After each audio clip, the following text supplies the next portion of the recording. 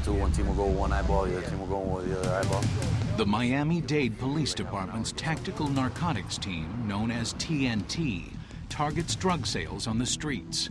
Today, the team will employ a strategy called a reverse sting. Can I see all the undercovers up here real quickly? All the undercovers? With 50 officers to cover a 1-mile radius, it will call for hair-trigger timing. And since about half of those usually arrested have a violent criminal past, it's a risky operation. It's going to be the reverse locations. Everybody has specific instructions on their lineups. The goal, bust street sellers in one particular area to eliminate the competition.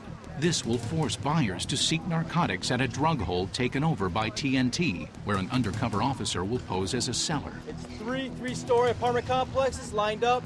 We're going to be selling crack cocaine, marijuana, and powder cocaine from there. Sergeant Tony Linares leads a TNT jump team in the first phase of the operation, clearing the neighborhood of narcotics dealers. He has been advised by surveillance of activity at a known drug-selling location, what TNT calls a hole. You got the eyeball sitting on a hole. Saw where he's keeping his drugs. All right, so we're getting ready to move in. The jump team pursues the dealer to an abandoned apartment. Hello? Metro Dade Police! Metro Dade Police, coming in! Metro Dade Police, come on with your hands up! The suspect seems to have escaped. After searching the premises, TNT apprehends him. He's in custody. The suspected dealer is placed under arrest, but the drugs are nowhere to be found. So TNT brings in the canine unit. Joey, where do you want the dogs? Right here, this area right here. JP, you got your bomb. Got some weed, got some powder. The drug stash, called a bomb, is worth $500. But the teams are just getting started. Because suspects may hide evidence, TNT officers must be prepared to perform consensual body searches. I don't like going into people's crotches, but when they have the drugs there, you gotta do what you gotta do, you know? The search pays off. Yeah, there it is. Nice.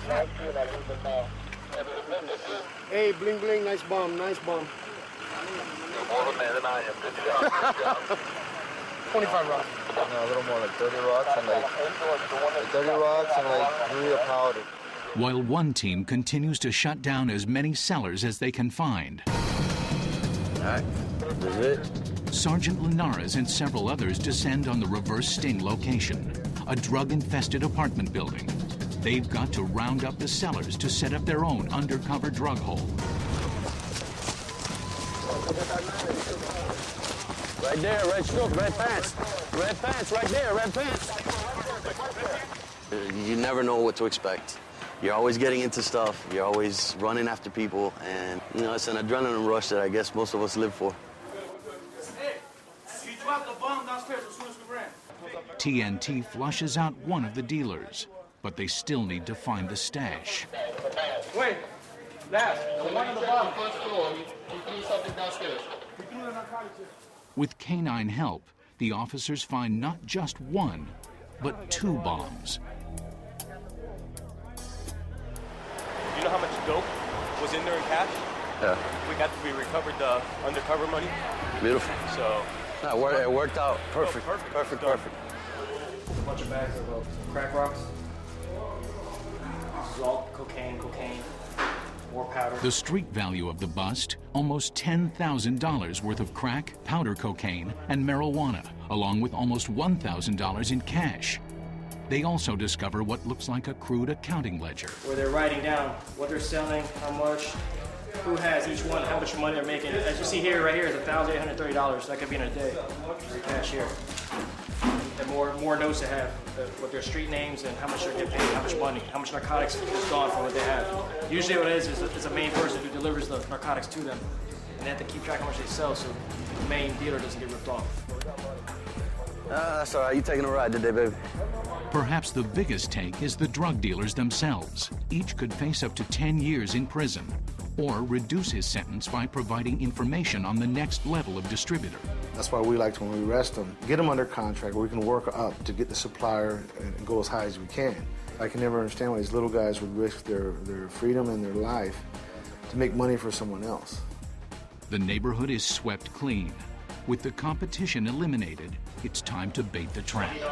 Now we're going to move in, and we're going to take custody of the location that he was selling from, and we're going to put one of our detectives out there and begin to sell narcotics to the people that's come up. And as they buy, we're going to make the arrest now.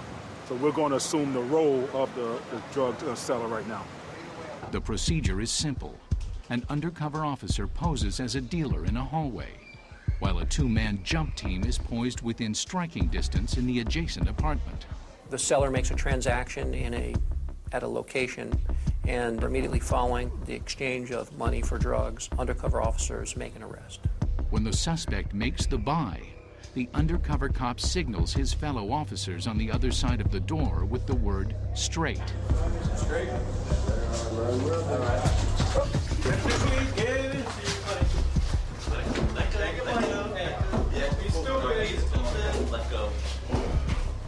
Thank you.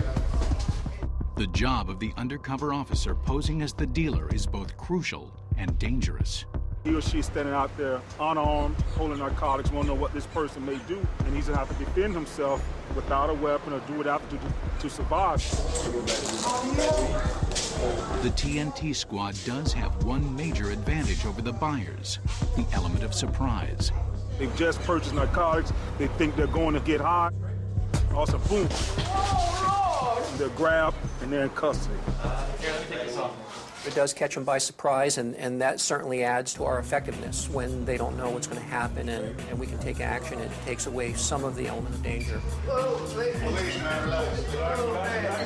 What we found for the most part is that people realized that they were caught in a sting operation and were very compliant with us. Come in easy. Come in. Others, however, are not so compliant. Police.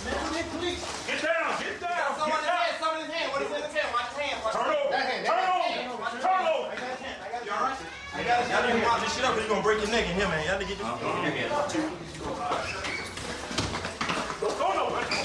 do that. Don't do that. Let's go.